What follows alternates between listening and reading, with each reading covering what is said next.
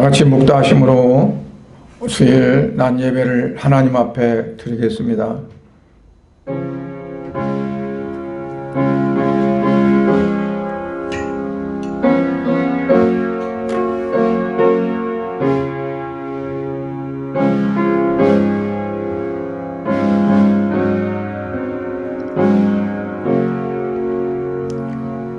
내가 평생도록 여호와께 노래하며 내가 살아있는 동안 내 하나님을 찬양하리로다. 나의 기도를 기쁘게 여기시기를 바라나니 나는 여호와로 말미암아 즐거워하리로다. 죄인들을 땅에서 소멸하시며 악인들을 다시 잊지 못하게 하시리로다. 내 영혼아 여호와를 송축하라. 할렐루야. 하나님 아버지 은혜를 감사드립니다. 우리나라 고유 명절 추석을 지나고 나서 또 하나님의 은혜 가운데 거룩한 복된 주일을 맞아 예배하게 하심을 감사합니다. 오늘 또 이 시간 사랑하는 성도들 각각 처소에서 하나님 앞에 예배할 때 신령과 진정한 예배가 되어지도록 은혜를 베풀어 주시고 하나님께서는 영광을 받아주시며 또한 성도들은 하나님이 주신 은혜를 입어 험악하고 어려운 이 세상을 살아갈 때에도 날마다 승리하며 감사하며 기뻐하며 살아갈 수 있는 복된 삶이 되어지도록 은혜를 베풀어 주옵소서. 오늘 모든 예배를 하나님이 주관해 주실 줄로 믿사옵고 예수 그리스도의 이름으로 기원하옵나이다. 아멘. 사도신경으로 신앙을 고백하겠습니다.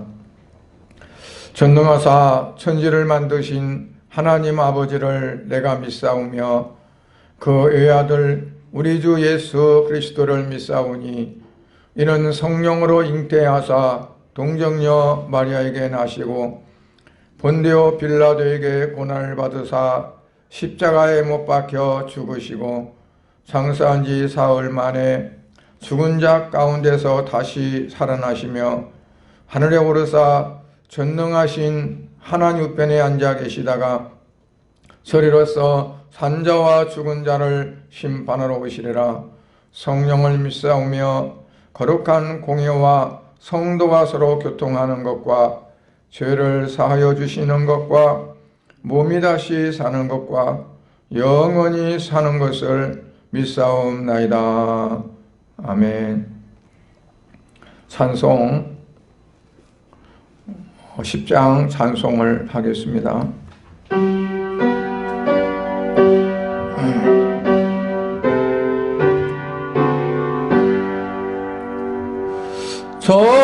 전능왕 오셔서 주의 이름 찬송케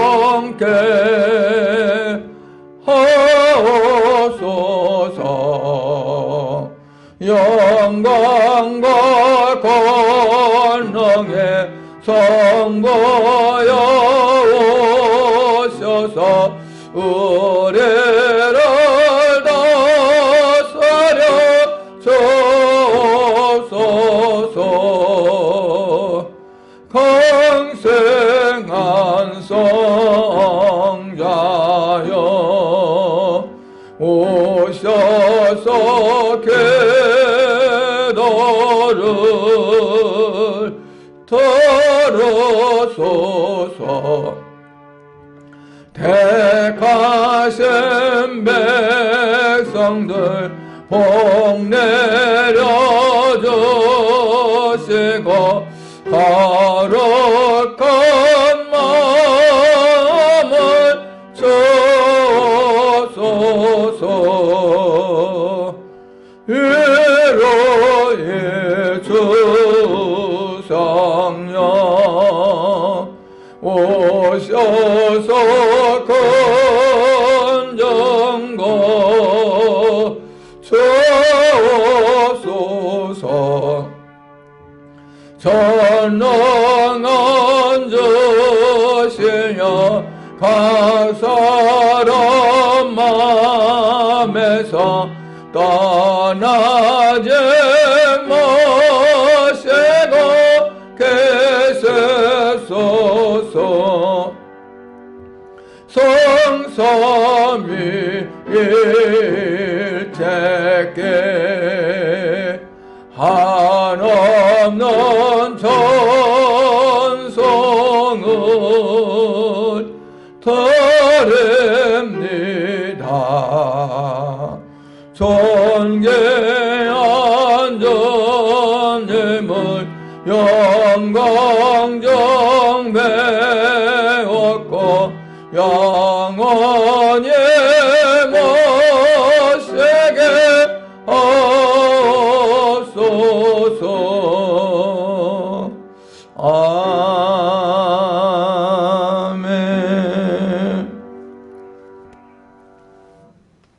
하나님 말씀을 봉독합니다.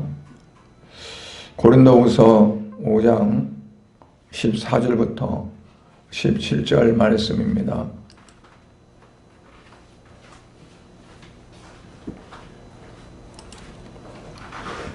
고린도후서 5장 14절부터 17절 말씀.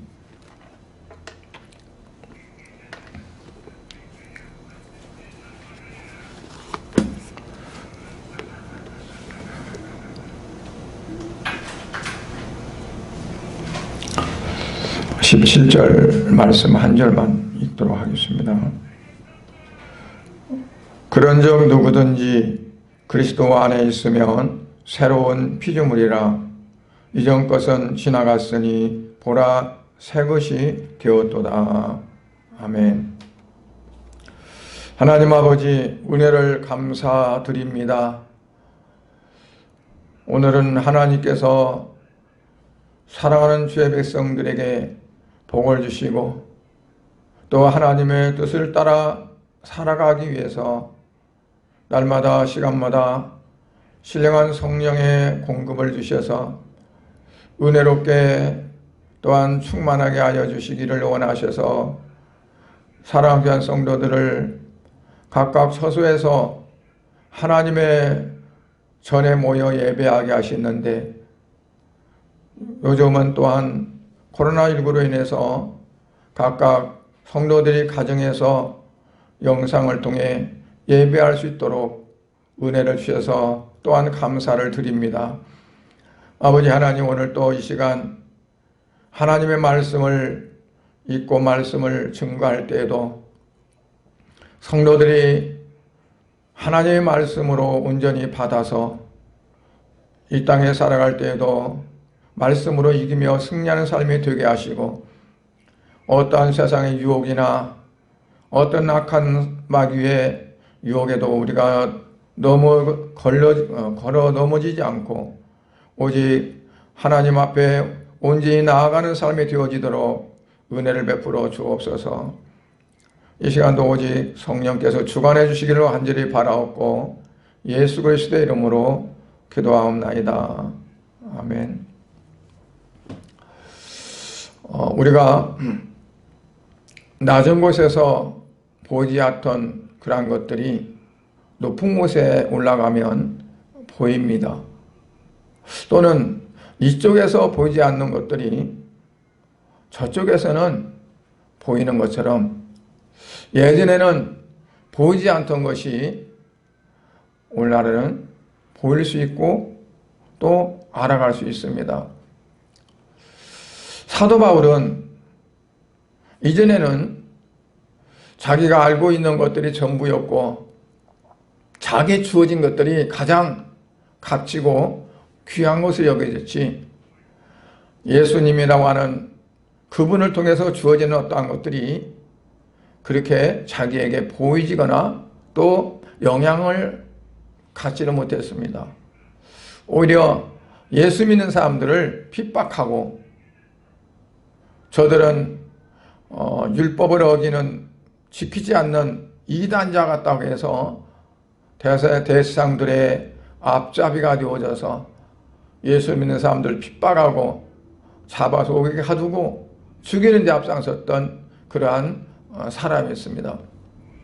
그러나 그가 다메섹 도상에서 예수 그리스도를 만나고 회개한 후에 그의 삶의 방향이 완전히 바뀌는 새 사람이 되었습니다.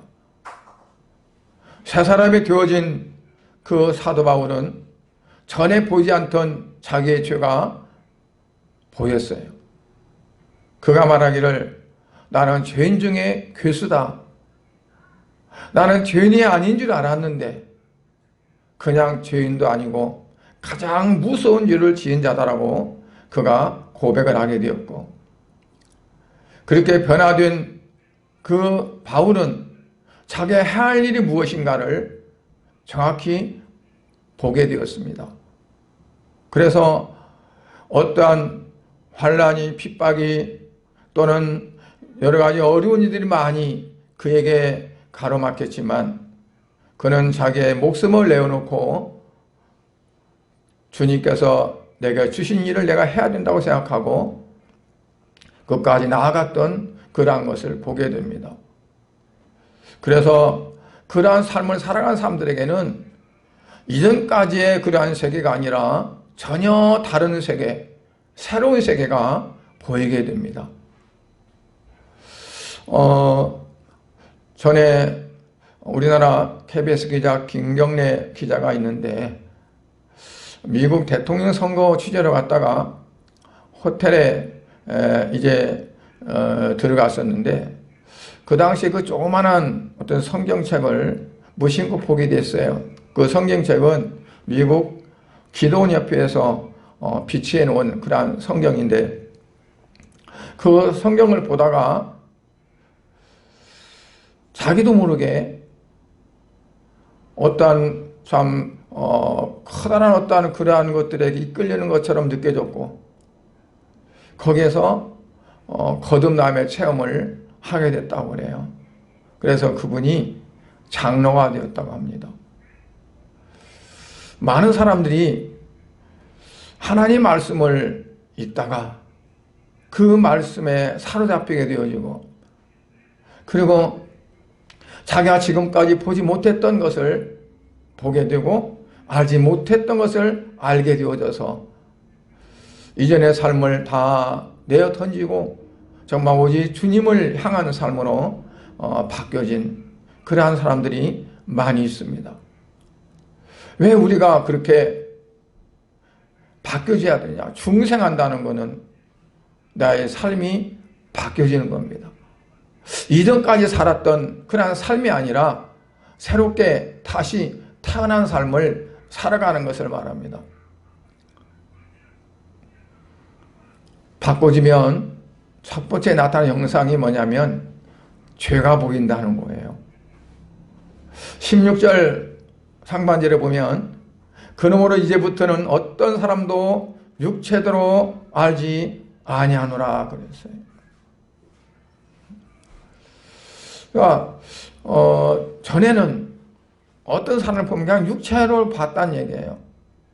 이 사람이 어떤 육신적인 그런 부분에서 보게 됐는데 심지어는 예수 그리스도도 육체로 봤던 거죠. 저 사람은 어떻게 저 사람이 메시아가 될 수 있어?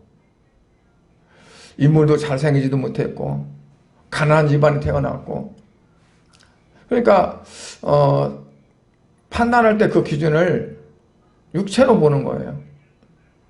우리의 육신적인 눈으로 보고 판단하는 거죠. 인간의 육체는 동물보다도 못해요. 요즘에는 사람이 얼마나 값어치가 없는지 옛날에는 뭐 파리 목숨보다도 못하다고 하는 말이 있듯이 그래요. 그런데 사람이 나은 것은 뭐냐면 깨닫고 돌이킬 줄 아는 겁니다. 그러니까 사람들이 자기의 죄를 깨닫고 돌이키지 못한다면 짐승밭도 못한 거죠. 그래서 성경에는 금수에 버러지 같은 형상을 취했다고 그랬어요. 하나님의 형상을 버리고 서로 어떤 동물적인 본능만 갖게 된 그런 삶으로 전락하게 되어지는 거죠. 사도 바울은 그가 예수님을 만나기 전에는 율법 아래에서 자기 모든 행위가 정당하다고 그렇게 옳은 것인 줄 알았어요. 그래서 의기양양했고, 그리고 마치 예수 믿는 사람들을 죄인들 다루듯 그렇게 했었죠. 또 자신은 최고의 학식을 가졌다고 교만했어요. 자기는 태어나면서부터 로마 시민권을 갖고 태어났다고 자기의 신분을 아주 높이 평가하고 그렇지 못한 사람들을 멸시했어요. 그러나 그가 예수님을 만나고 예수 안에 들어와 보니까 자기가 어떤 사람보다도 가장 큰 죄를 지은 죄인임을 보게 되었던 겁니다. 그래서 디모데전서 1장 15절에 보면 빛보다 모든 사람이 받을 만한 이 말이요 그리스도 예수께서 죄인을 구원하시려고 임하셨다 하였도다. 그러면서 하는 말씀이 죄인 중에 내가 괴순이라 그랬어요. 그리스도 예수께서 죄인을 구원하시려고 오셨다. 그런데 누가 죄인이냐? 내가 죄인 중에 가장 큰 죄인이요 괴수다 하는 거죠. 이것은 구원이 바로 죄가 크고 적고 하는 것에 있는 것이 아니라 돌이켜 회개하는 데에 있음을 말해주고 있습니다. 여러분 어떻게 보면 예수님 십자가 지실 때 옆에 있던 강도가 예수님께 부탁을 하죠. 내 영혼을 부탁합니다. 내가 구원받기를 원합니다 하는 거죠. 그럴 때 어떠겠어요? 너가 그렇게 큰 무서운 죄를 짓고 지금 십자가 형태로 죽어가면서 어떻게 죄를 사해달라고 하고 구원받겠다고 하느냐. 이거는 도무지가 염치가 없고 그 말이 나오겠느냐라고 할 수가 있어요. 그런데 예수님께서는 그 강도를 향해서 네가 오늘 나와 함께 낙원에 있으리라고 이렇게 말씀하시는 거죠.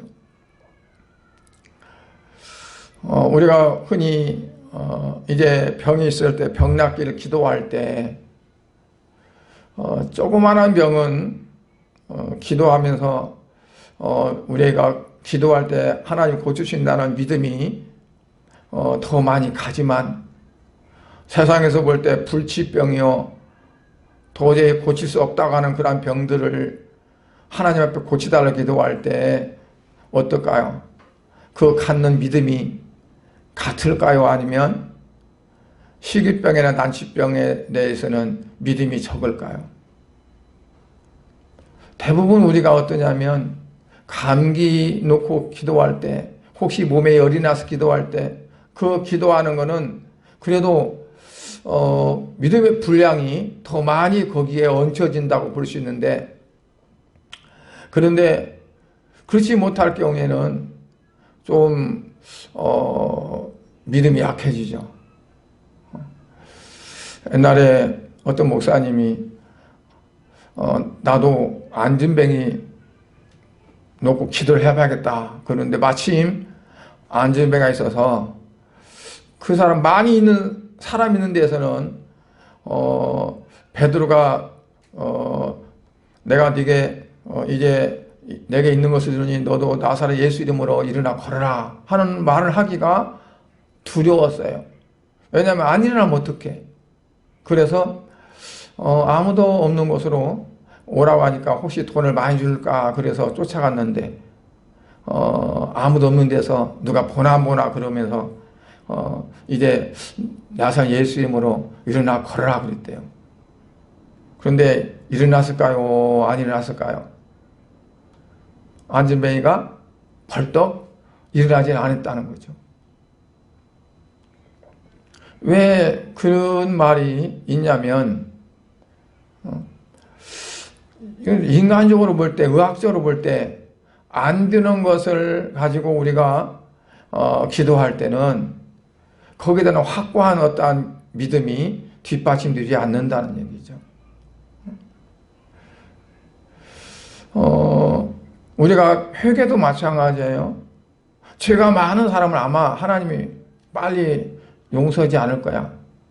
죄가 조금 있으면 하나님이 금방 용서해 줄 거다. 그러니까 죄가 크고 적게 따라서 하나님이 빨리 그 기도를 들으셔서 죄를 용서해 주고, 아니면 죄를 오랫동안 있다가 용서해 주고, 그렇게 생각해요. 그러나 성경에 보면 전혀 그렇지 않죠. 물론 죄의 보응은 있어요. 다윗이 밧세바를 범하는 죄를 범했어요. 나중에 나단 선지자가 와서 책망을 합니다. 그럴 때 다윗이 그 자리에서 내가 죄를 범한나이다 하면서 하나님 앞에 회개합니다. 그러면 그 중한 죄를 지었으니까 당신이 사흘 동안 금식하면서 기도를 하십시오. 그러면 하나님이 용서해 줄 것입니다. 아니면 일주일을 금식하며 회개해야 됩니다. 그러지 않았거든요. 나단 선지자는 뭐라고 말했어요? 하나님이 지금 당신의 죄를 용서해 줬다. 그러니까 그가 입에서 하나님 앞에 회개하는 순간에 하나님은 그 죄를, 엄청난 죄를 용서해 줬다는 거예요. 우리 사람의 생각으로는 도저히 납득이 안 갈 정도로 너무 빠르게 용서해 주신 거잖아요. 그래서 우리가 회개하고 용서받는 것도 우리 사람의 생각으로 죄가 크면 좀 하나님 용서해 주기도 힘들고 오래 걸리고, 아니면 작은 죄는 금방 용서해 준다고 생각할 수 없다는 거죠. 우리가 문제는 뭐냐면 내가 돌이켜 회개를 하느냐 하지 않느냐 하는 거예요. 그런데 그 회개는 어떠냐면 내가 어떤 죄가 있는가가 깨달아지고 알아져야 회개가 나오잖아요. 유대인들 보면 예수님이 책망할 때 무슨 소리야, 우리가 무슨 죄가 있느냐, 우리는 율법 다 잘 지켰고 아무런 죄가 없다라고 말하거든요. 그들은 자기들이 죄인이라고 깨닫지 못하기 때문에 회개하지 못하는 겁니다. 그러면 어떤 사람들이 회개를 하면 자기가 죄인임을 알게 될까요? 거듭나서 새 사람이 된 사람들이, 그들이 자기의 죄를 죄로 깨닫고 회개할 수 있는 거예요. 오늘 14절에 보면 그리스도의 사랑이 우리를 강권하시는도다. 우리가 생각건대 한 사람이 모든 사람을 대신하여 죽었은즉 모든 사람이 죽은 것이라.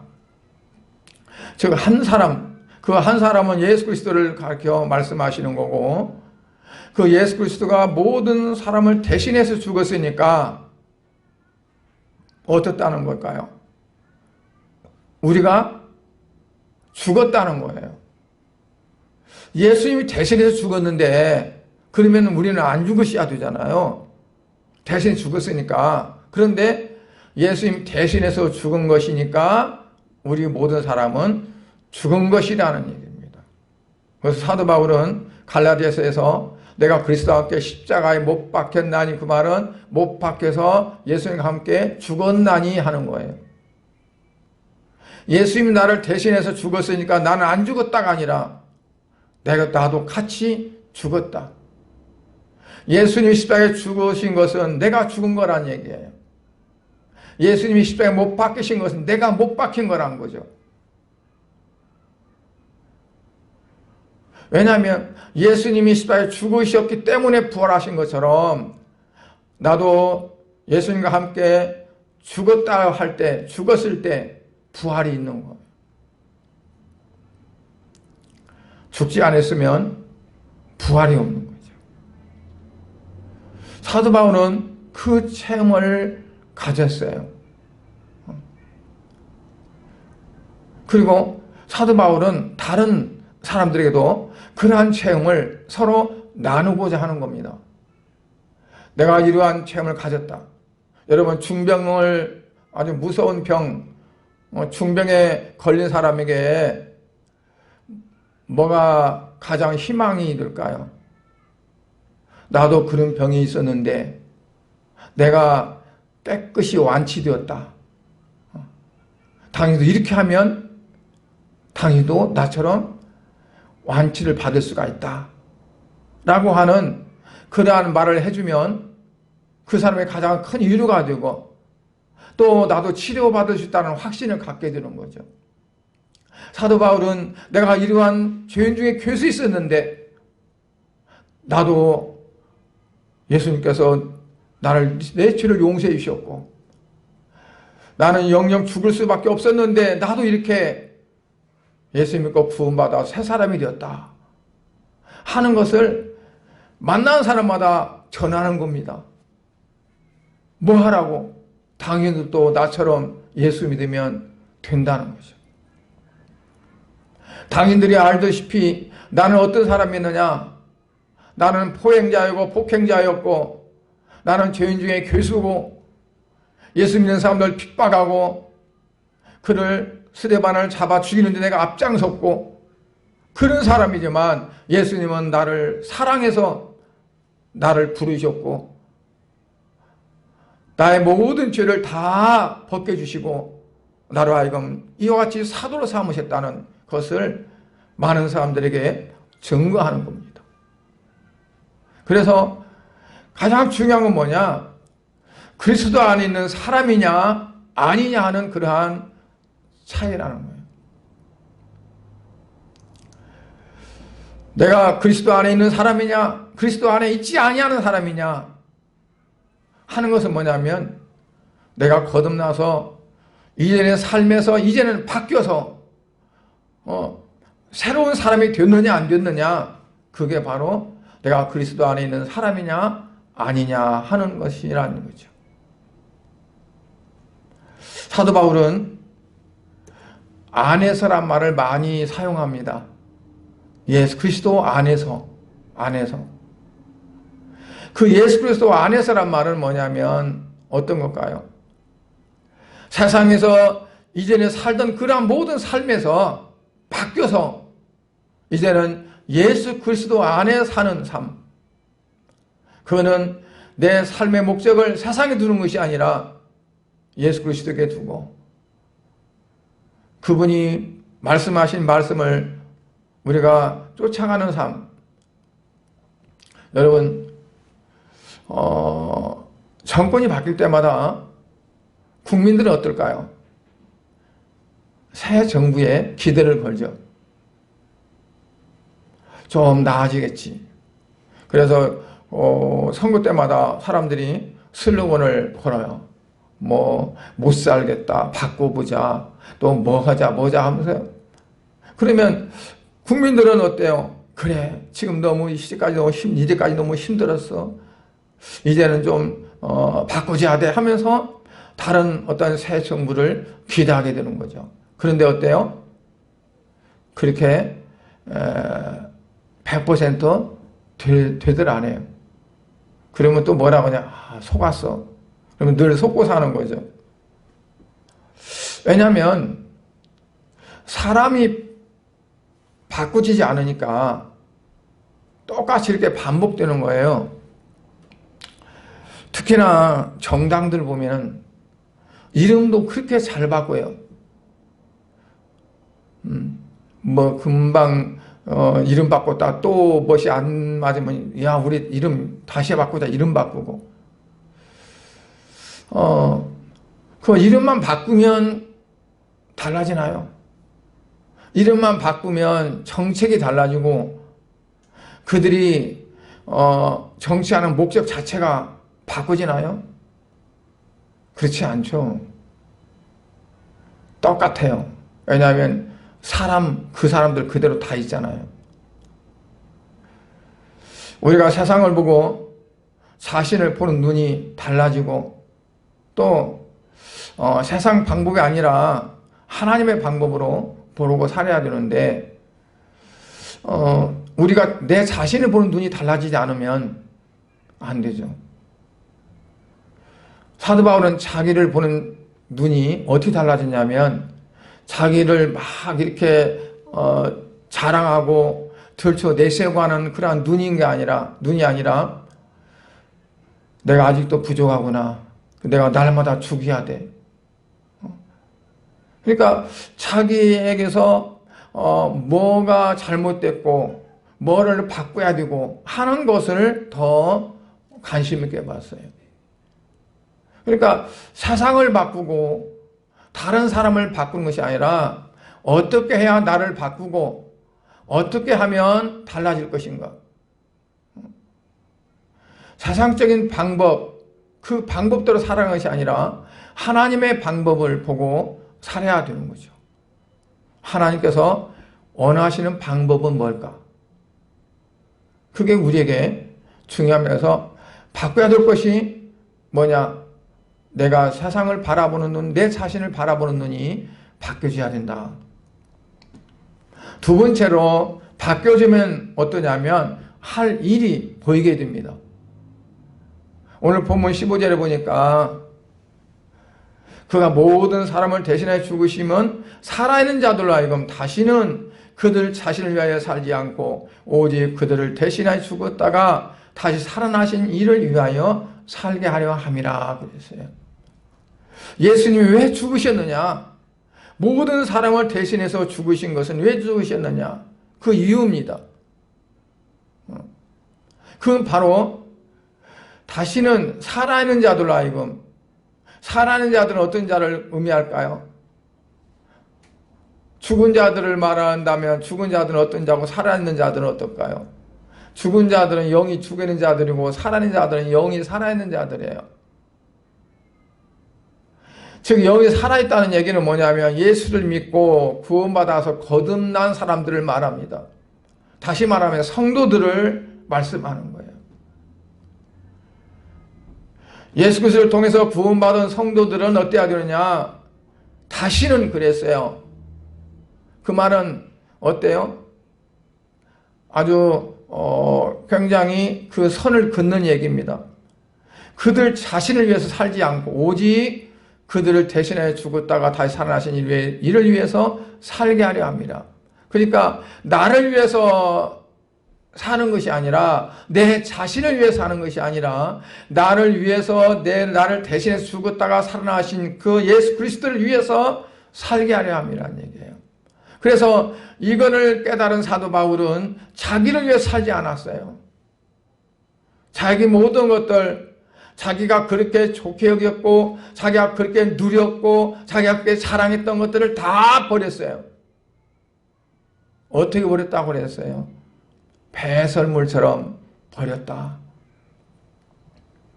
왜 그러냐면 나를 위해서 내 자신을 위해서 살지 않고 이제는 나를 대신해서 죽었다가 살아나신 예수 그리스도를 위해서 살기 위함이라고 그랬어요.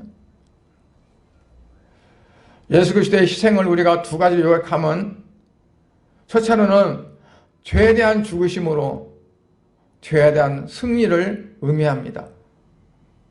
예수님은 죄에 대해서 죽으셨기 때문에 죄를 이겼어요. 죄에 대한 승리를 가졌어요. 그래서 우리의 모든 죄를 다 벗기셨어요.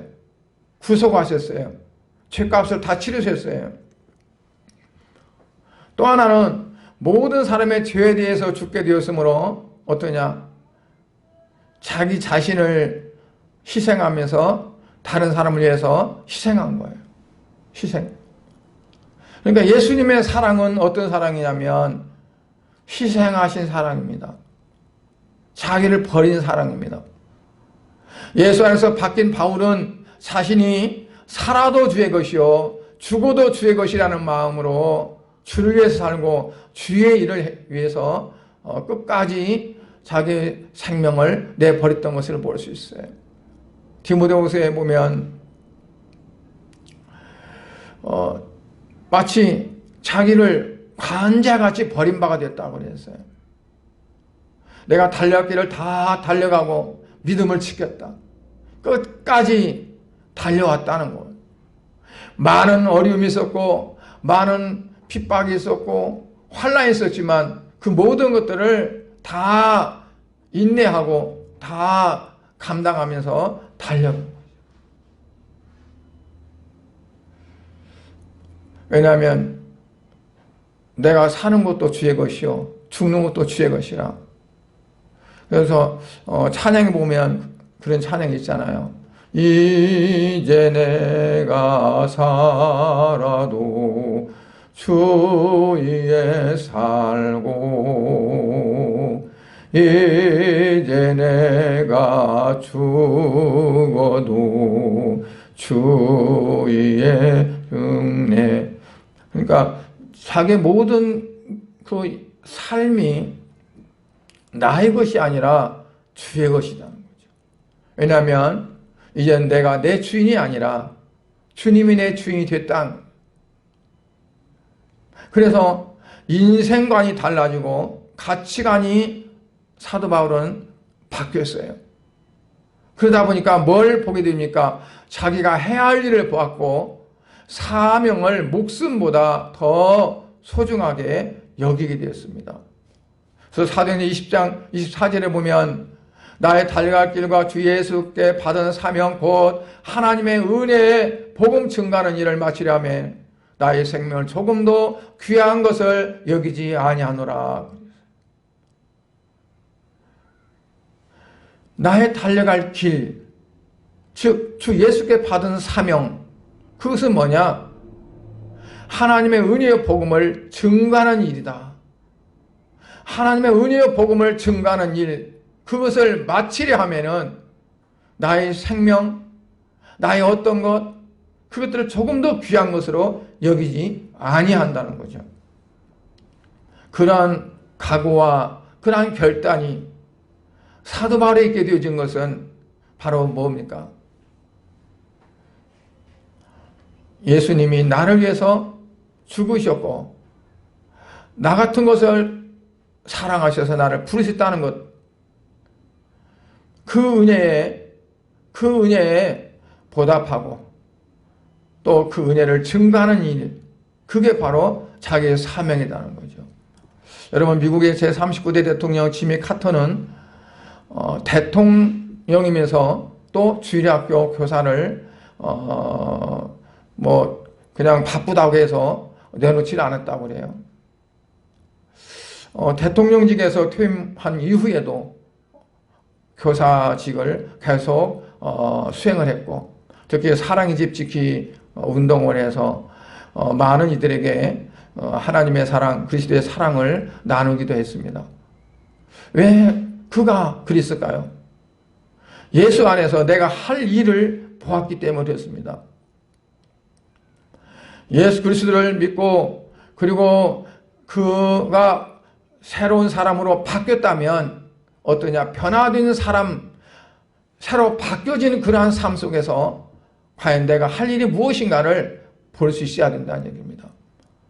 사도 바울이 그 안에서 자기가 해야 될 일을 보았던 것처럼 오늘 우리 사랑하는 성도들도 정말 예수 그리스도께서 나를 대신 십자가에 죽으셨고 나를 구원하셨다면 내가 주를 위해서 할 일이 무엇인가?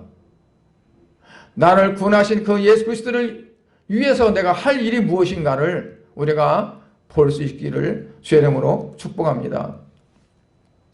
철학자 널셀의 저서에 보면 자유의 길이라는 게 있는데 거기 보면 이런 말이 있어요. 제도나 규칙이 사람을 변화시킬 수 없고 사람이 달라져야 사회가 달라진다고 했어요. 어떤 제도나 규칙이 사람을 변화시킬 수 없다는 얘기죠. 뭐가 변화시킬 수 있느냐? 사람이 달라져야 사회가 달라진다. 그러니까 그 사람은 어떻게 달라질 수 있습니까? 예수 그리스도만이, 그리스도의 복음만이, 말씀만이 그 사람을 달라지게 할 수 있습니다. 어떤 법의 제도가 강하게 제정이 되어져서 강압적인 어떤 것이 된다고 해서 그 사람들을 근본적으로 바꿀 수가 없습니다. 하나님께서, 성령께서 사람의 마음을 바꾸고, 그래서 그 바뀌어진 사람들을 통해서 사회가 달라지고, 사회가 달라졌을 때 국가의 모든 국민들이 달라질 수 있는 거죠.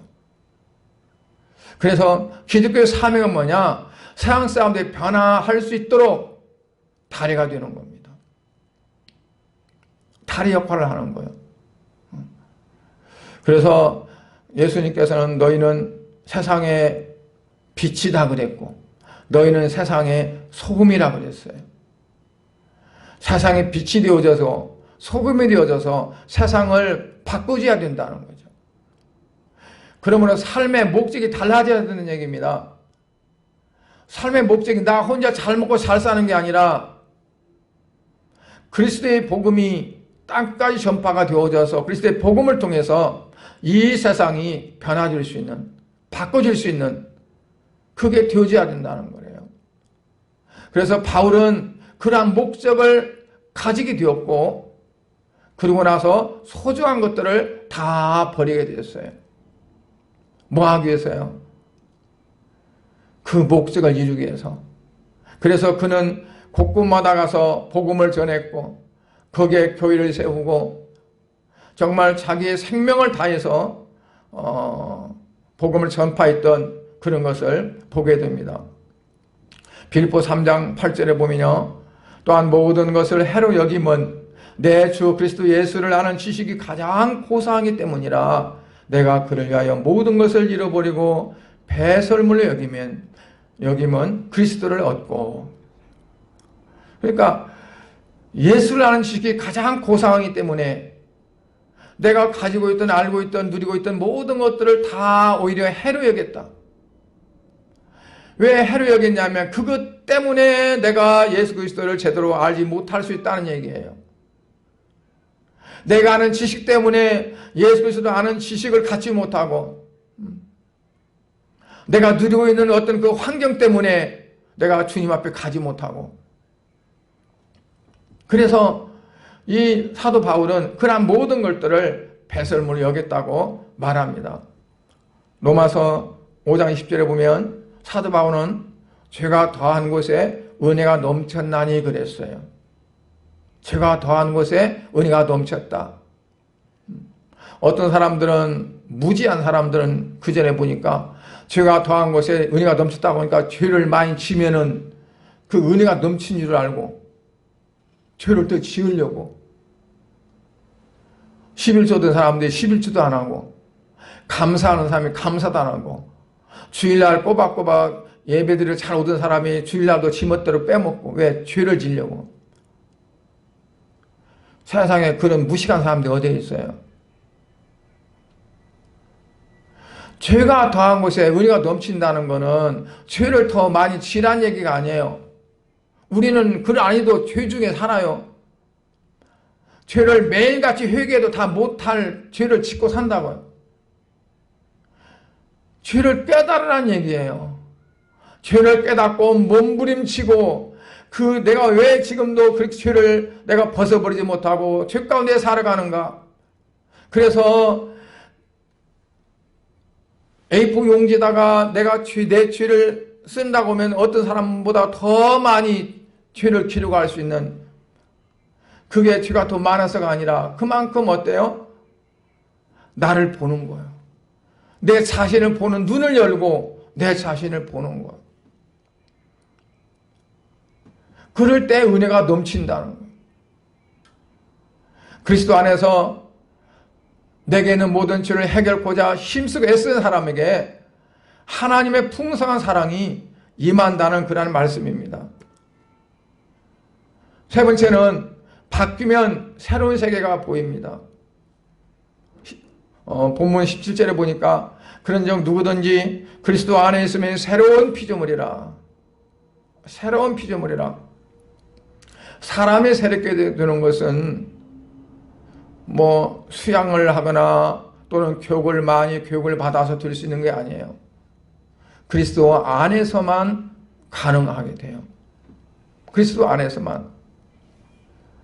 그리스도 밖에서는 그게 안 돼요.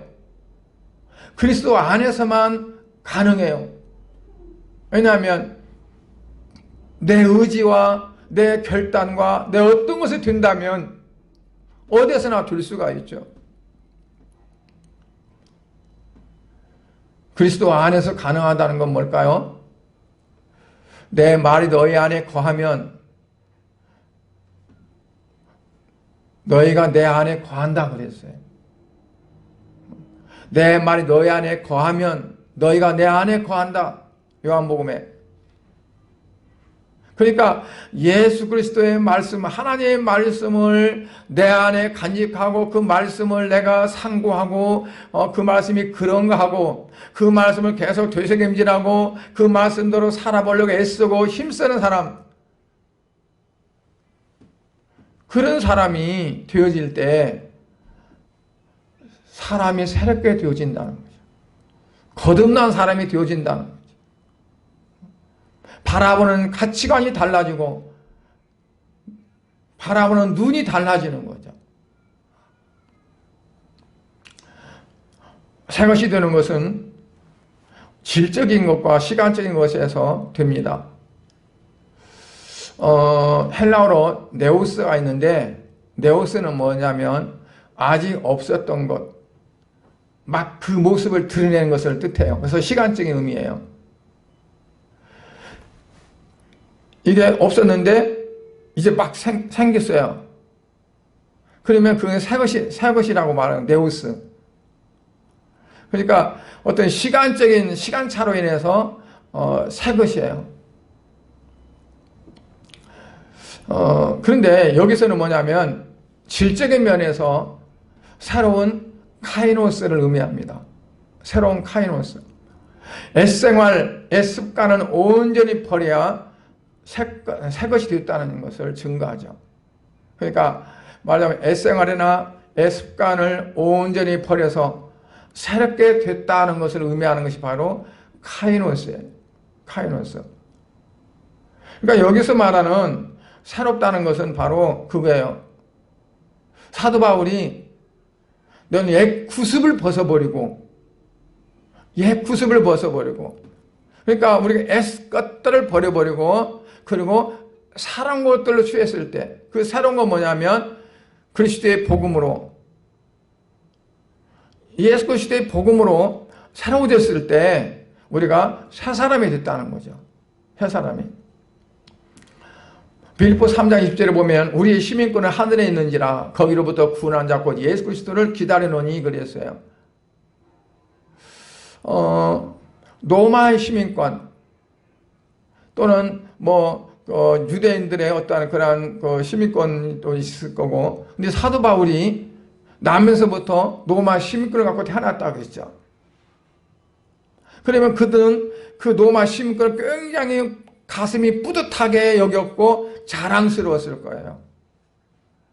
심지어는 천부장도 내가 로마 시민권 자를 너희가 그렇게 하느냐 그럴 때 그 천부장이 두려워했어요.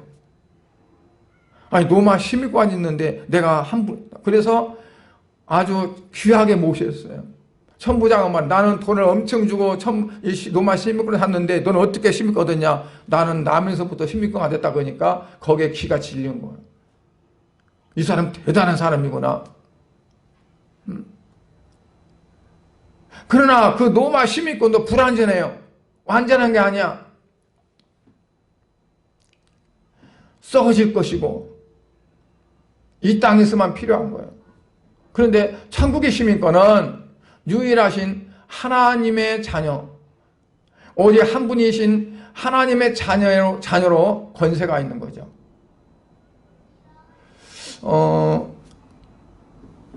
요한복음 1장 12절에 영접하는 자 곧 그 이름을 믿는 자들은 하나님의 자녀가 되는 권세를 주셨다 그랬는데 그 하나님의 자녀가 되는 권세는 어떤가요?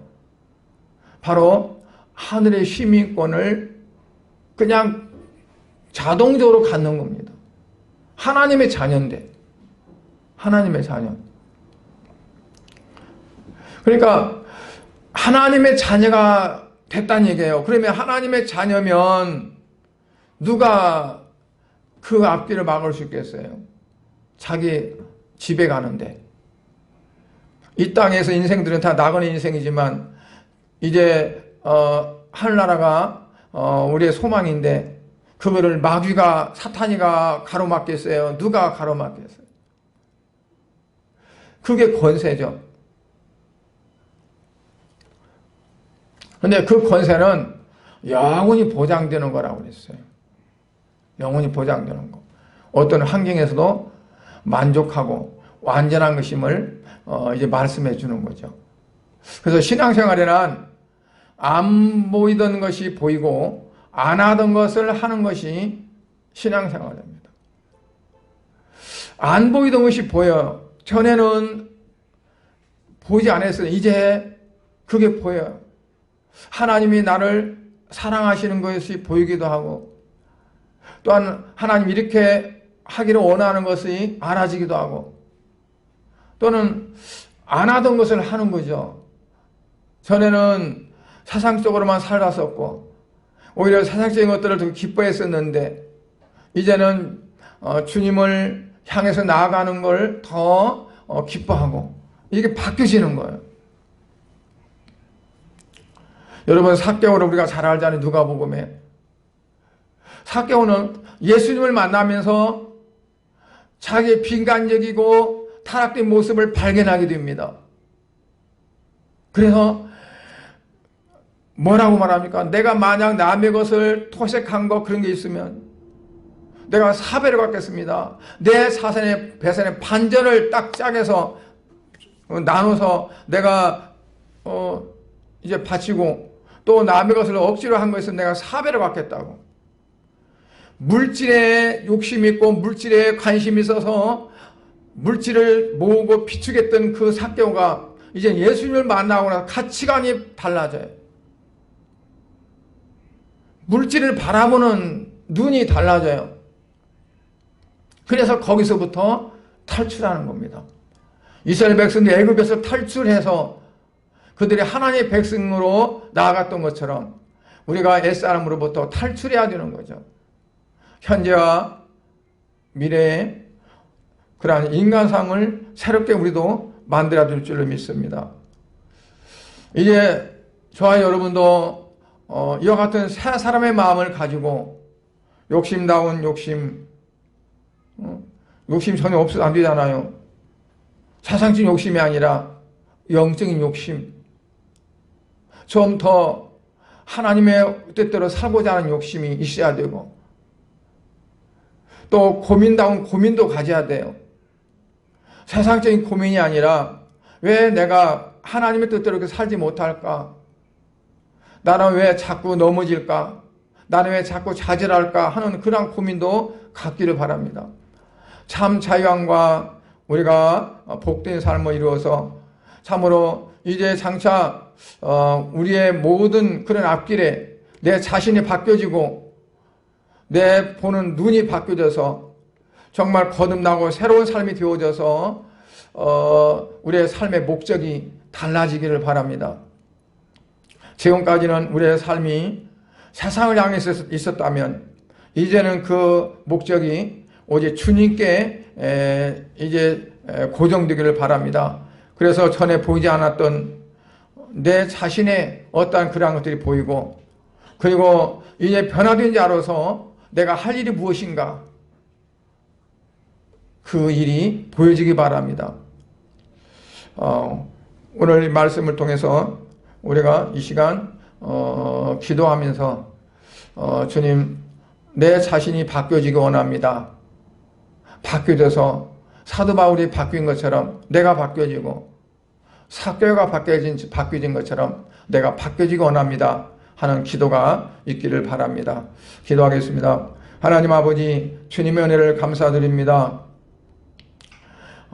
바뀌어지면 보인다고 했는데 하나님 내 자신이 바뀌어지기 원합니다. 생각이 바뀌어지기 원합니다.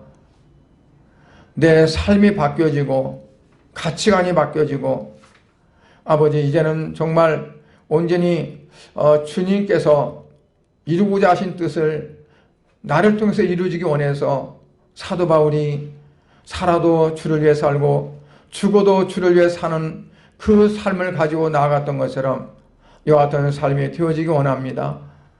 오늘날 이제 많은 사람들이 믿음의 어떠한 그 지표가 흔들리고 믿음의 삶의 목표가 흔들릴 때가 많습니다.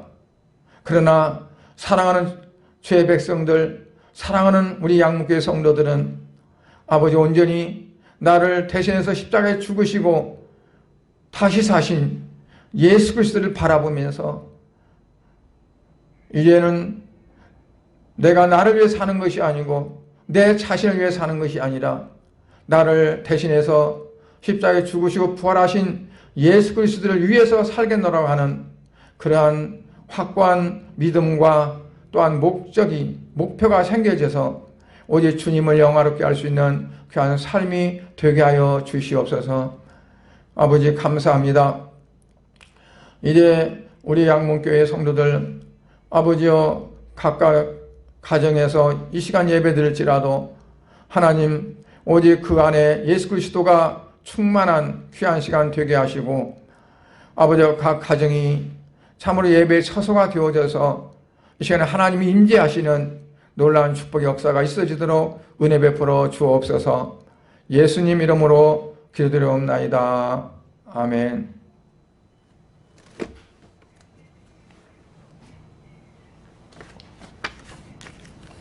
강구 말씀드리겠습니다.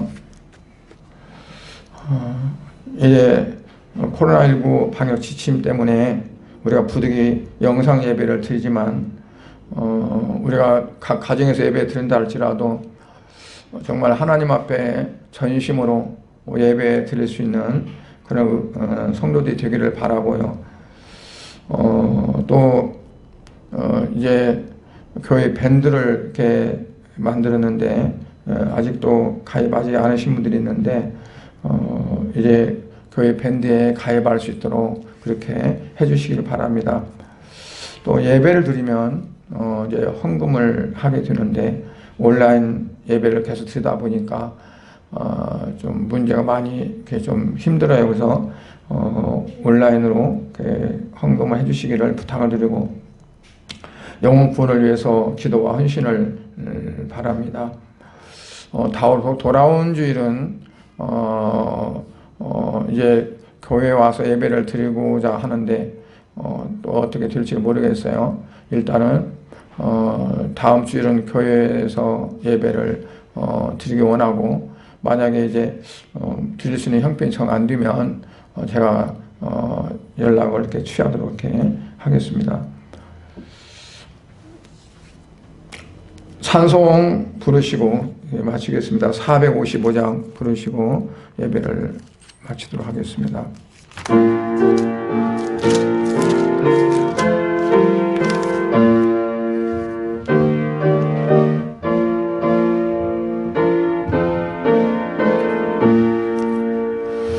주님의 마음을 본받는 자, 그 마음의 평강이 찾아오면 험악한 세상을 이기려면 하늘로부터 임함이로다. 주님의 마음 본받아 살면서 그 거룩하신 나도 이루리. 주 모습 내 눈에 안 보이며 그 음성 내 귀에 안 들려도 내 영혼 날마다 주를 만나 신령한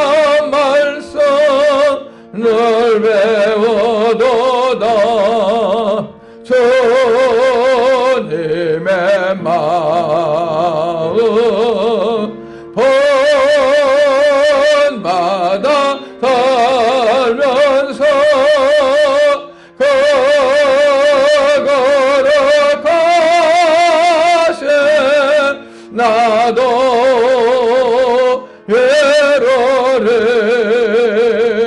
가는 길 거칠고 험하여도 내 맘에 불평이 없어지면 십자가 고난을 이겨내세 주님의 마음 본받음이라. 주님의 마음 받아 살면서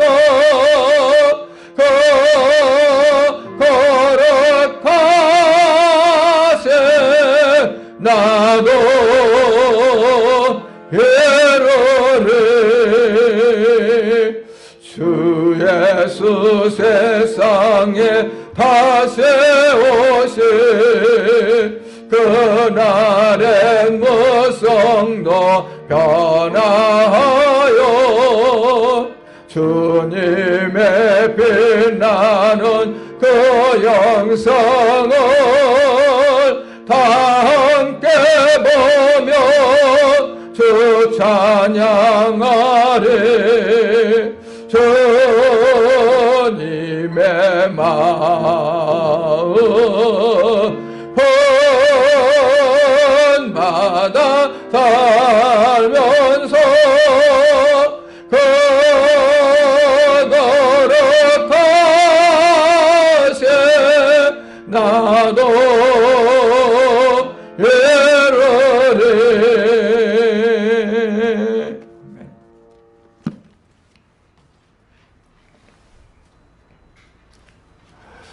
여호와는 내게 복을 주시고 너를 지키시기를 원하며 여호와는 그 얼굴을 네게 비추사 은혜 베푸시기를 원하며 여호와는 그 얼굴을 네게로 향해 드사 평강 주시기를 원하노라.